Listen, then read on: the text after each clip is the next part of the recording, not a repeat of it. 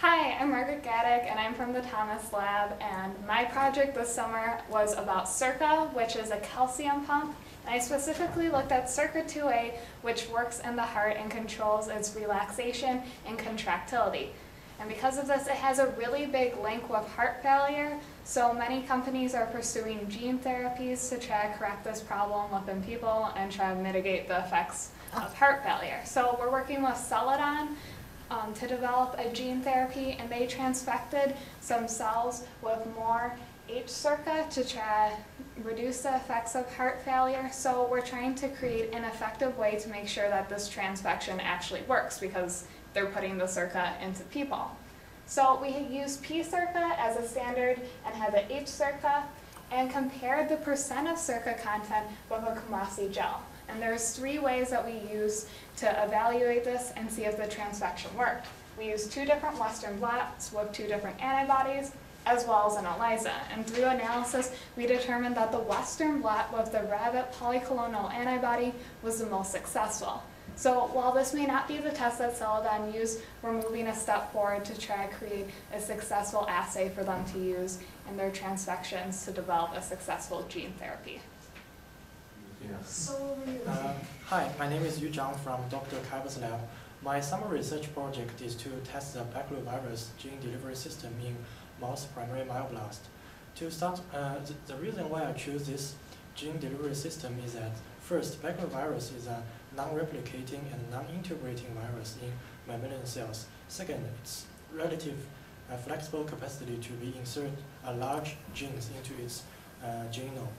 To start my project, I first subcloned 2 fluorescent proteins known as GFP and DS-RAD from P2 lox vector to entry clone. Then I transferred these 2 proteins from the P-entry clone to the destination vector by using gateway LR recombination.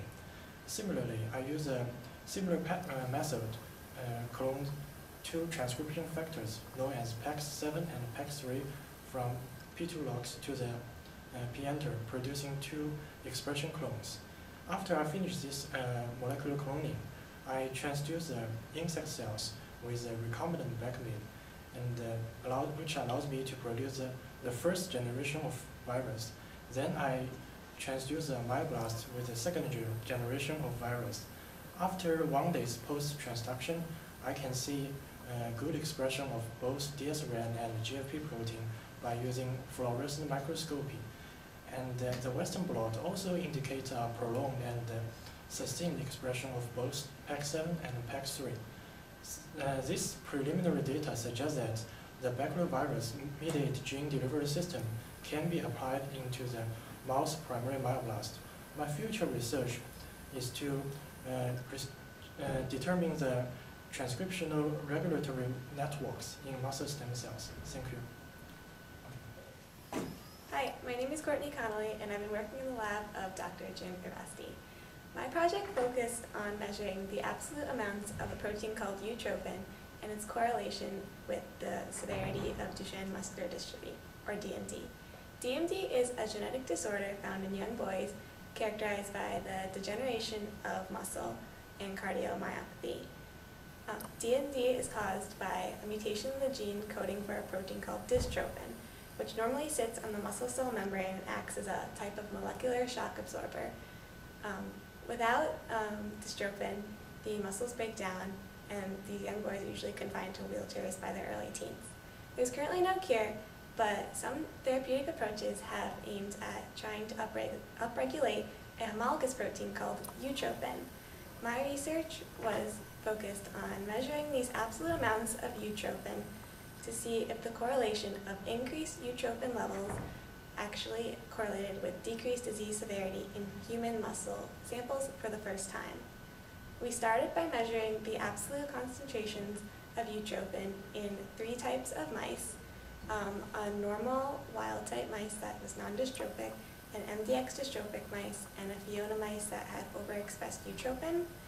We lysed these muscle samples and ran them on a gel and then did Western blot so we could measure the absolute amounts of the protein. Then we obtained 6 human muscle samples from the Muscular Dystrophy Center. These were muscle biopsies from 3 control patients and 3 DMD patients. We also lysed these muscles and ran them on a Western blot against a standard curve. Our results showed that, in the end, DMD patients had more utrophin than control patients, and MDX mice also had more utrophin than the non-dystrophic mice. This shows that mice can serve as accurate models for utrophin trends in DMD, and this is also significant because it supports the therapeutic approach of aiming to upregulate utrophin as for therapy. In the future, we would like to obtain more muscle samples of a wider range of dystrophic phenotypes so we can further investigate this correlation. Thank you. Hello, my name is Tony, and for the last 8 weeks, I've been working in the Kaiba lab. So in the Kaiba lab, our main purpose is to investigate the roles of certain transcription genes, or transcription factors, in the differentiation of embryonic stem cells. So how we model these genes in action is through mouse embryonic stem cells that have been transfected with a doxycycline activated system. When we infect them with this doxycycline activated system, adding dox will create overexpression of the genes of interest. And then by monitoring the differentiation of these stem cells into embryonic bodies, embryoid bodies called EBs, and then looking for phenotypes, we can determine what kind of cells these genes create. So previously, two genes have been investigated, one of which is called MES1.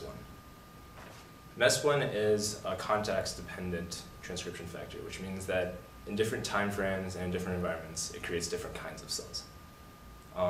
If you induce MES1 on day 2 to 3, you'll create blood. But on 3 to 4, you create cardiac.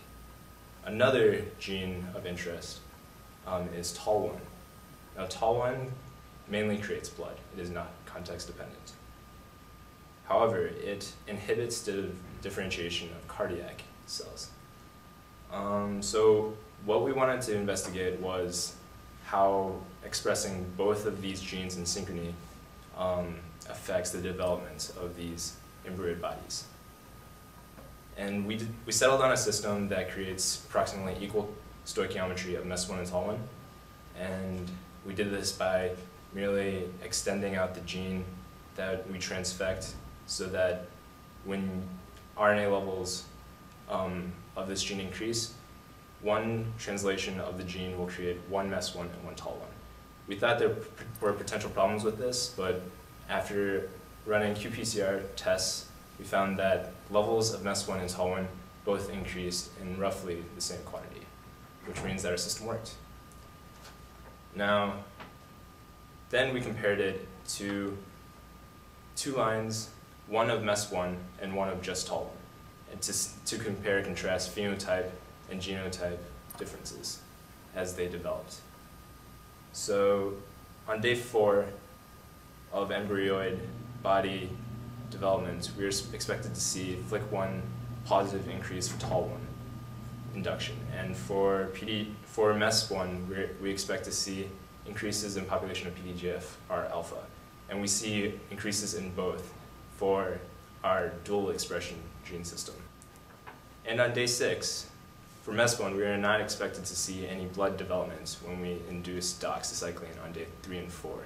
However, in our dual expression cell line, we see hematopoietic gene or antigen markers CD41 and c-KIT, which indicate that TAL1 has successfully created early phenotype markers. However, we got conflicting evidence in terms of cardiac differentiation.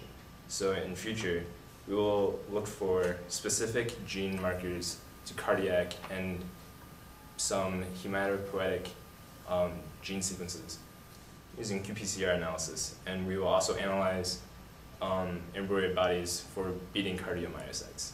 Thank you. Hi, my name is Ian Reynolds, and for the past 2 months I've been working in the Metzger lab. My project this summer has been using polymer-based membrane sealants as potential therapies for certain muscular diseases. including Duchenne muscular dystrophy. DMD is a genetic X-linked disorder that affects 1 in every 3,600 human males. Patients with DMD lack a protein called dystrophin, which is a crucial part of the cell membranes of muscle cells. Without dystrophin, the muscle cells are far more susceptible to stress and tears, and these tears can cause components to leak in and out of the cells, eventually killing them. Degraded muscle tissue eventually puts these patients in wheelchairs, and most die before the age of 30. One potential therapy for Duchenne muscular dystrophy is the use of polymers called poloxamers, which bind to the cell membrane, effectively doing the job of dystrophin. Poloxamers are single-chain polymers that have 2 hydrophilic tails and a hydrophobic core. It's thought that the hydrophobic core of the poloxamer buries itself in the cell membrane, effectively plugging the holes caused by physical stress in the cell. Because the structure of a poloxamer is so simple, you can create nearly infinite varieties by varying the length of the hydrophilic tails or the hydrophobic core. Because of this, while we know that poloxamer is an effective membrane sealant, we don't know which one is best. And my work in the Metzger lab this summer has been in testing various poloxamers to see if there's a link between their hydrophobicity, their length, and their efficacy as a membrane sealant. We tested the poloxamers using a mouse model. We isolated their myocytes and then plated them and subjected them to osmotic stress. By varying the concentration of ions in the media outside the cell, we can use diffusion to create pressure on the cell, which simulates actual physical stress. This stress causes quantifiable protein release by the cells. The less protein we find, the more effective the poloxamer is as a membrane sealant. So during this summer, I subjected muscle cells to a wide variety of poloxamer treatments. Initial results are promising. Certain poloxamers, such as P338, appear to nearly negate the effects of osmotic stress. However, my research revealed that poloxamers in storage may degrade over time, reducing their efficacy as a membrane sealant or even turning them into cytotoxins. More research needs to be done to investigate the structure and reactivity of poloxamers and the nature of their interaction with the cell membrane. However, the Metzger lab believes that poloxamers could one day serve as a cheap and effective treatment for Duchenne muscular dystrophy and other cardiovascular diseases. Thank you. Whenever you're ready. Hi, my name is Syria Free, and this summer I worked with Dr. Regeneration. My project was to evaluate a rapid response protocol for patients that present to the emergency department with chest pain. Now, the usual standard of practice is that when a patient comes in with chest pain, they are admitted for 3 serial troponin checks, are observed overnight, and usually have an echocardiogram or a stress test done the next morning. If all of these are normal, they are discharged home. In our study, we looked at a rapid response protocol where these patients had their first troponin checked. If this was negative or normal, they went on to have an echocardiogram done within 8 hours of presenting to the ED. If this was also normal, they were discharged home. Now, the purpose of this study was to evaluate the safety of this protocol by looking at those patients' 30-day and their 1-year outcome. Now, the reason why this is so important is that it allows practitioners to identify patients that are having a cardiac event that much sooner, and if they are not, to be discharged home. My name is Emily Kwasniewska, and I worked with Dr. Don Lau this summer investigating the effects of estrogen on skeletal muscle inflammation. Since estrogens have an anti-inflammatory effect on cardiovascular system and other tissues, we have assays that a similar effect would be shown in skeletal muscle. We performed 2 studies to determine whether ovarian hormones shorten the inflammatory response time or dampen inflammation. In the first study, I assayed normal mice with and without ovarian hormones following acute injury for inflammatory markers called leukocytes.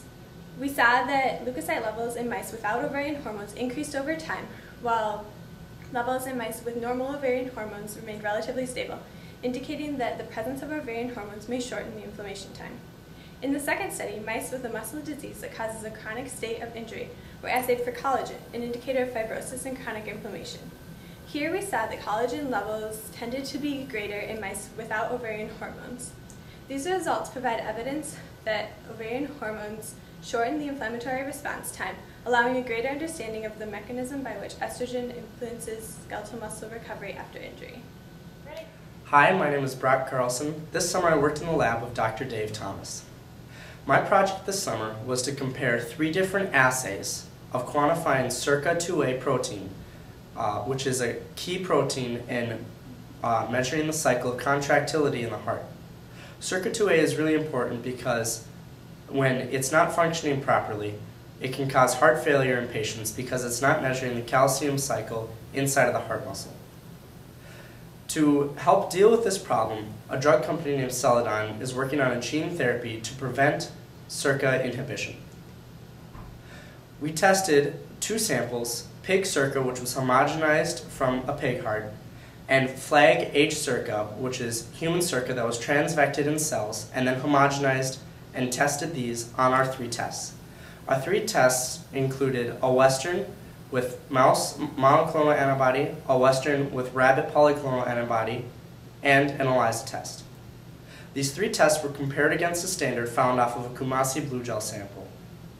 When compared, we found the Western with the rabbit polyclonal antibody was most accurate, and this is the test that we are recommending to Celadon to use in their assay for their gene therapy of SERCA with heart failure. Thank you. Hi, my name is Ryan Dahl, and this summer I've been working in Dr. Dan Gary's lab. My project is dealing with cardiomyocyte regeneration. So, in adult humans, our cardiomyocytes, or heart muscle cells, cannot regenerate if they're damaged. They don't have any proliferative ability. So in instances where our heart could be damaged, such as in a heart attack, we do not have the capacity to regenerate that tissue. So it just stays damaged and puts us at risk for heart failure. However, in newborn or neonatal animals, such as mice, we found that they do retain some proliferative capacity or ability to regenerate their hearts for a few days after birth. So in my project, I'm investigating the role of a certain signaling pathway called sonic hedgehog and how the activation or inhibition of it will affect the proliferative capacity of their cardiomyocytes. So what I did was I cultured these cardiomyocytes for 24 hours and then treated them in media which contained either something that activated the sonic hedgehog, a control group with just normal media, and in a media mixed with a substance that would inhibit the sonic hedgehog signaling pathway.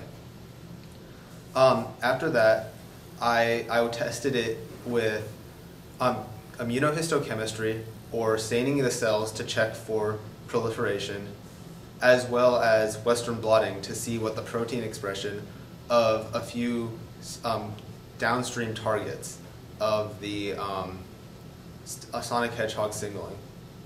So far the results have been very positive, showing that the inhibition of the sonic hedgehog signaling brings the proliferation to almost 0, and that the activation of the sonic hedgehog signaling pathway does increase the proliferation somewhat. Hi, my name is Keshav Manglik, and I worked in the lab of Dr. Robert Tranquillo this summer. This summer, my project focused on the development of a method to measure NF-kappa B, a transcription factor protein in endothelial cells, especially the endothelial cells that line our cardiovascular system.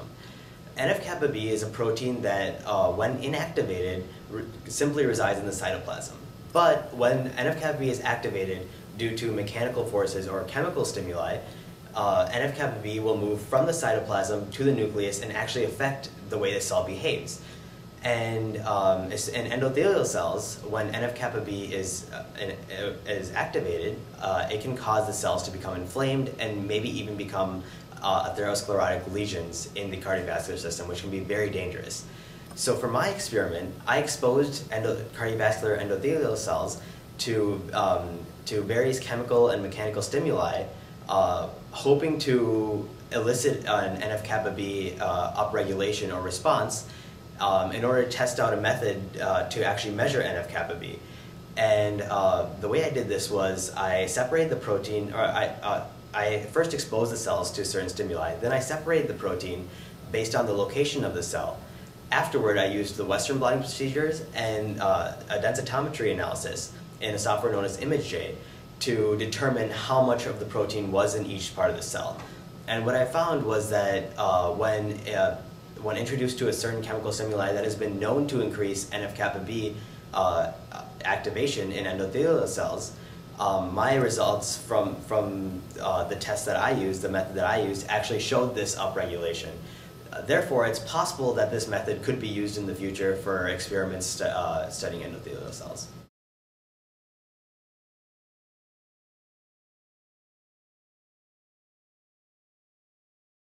I worked in the lab of Dr. Dave Thomas. Dr. Dave Thomas. I cannot start. I literally can't start. Oh crap. Scientists think that the hydrophil... Scientists think that... Like, this is stuff I really shouldn't be saying to the camera. I'm sorry, this is going to be a nightmare to edit. It's a very, very important field to study. Oh my god, completely lost it. Always tested. Okay, let's do this over again. Mice with... Okay. I'm sorry, I'm just... gonna do it this time. Yes! Is that, should I have put like a conclusion sentence in there? That's fine. I think you just did at the end. I think it was good. Okay.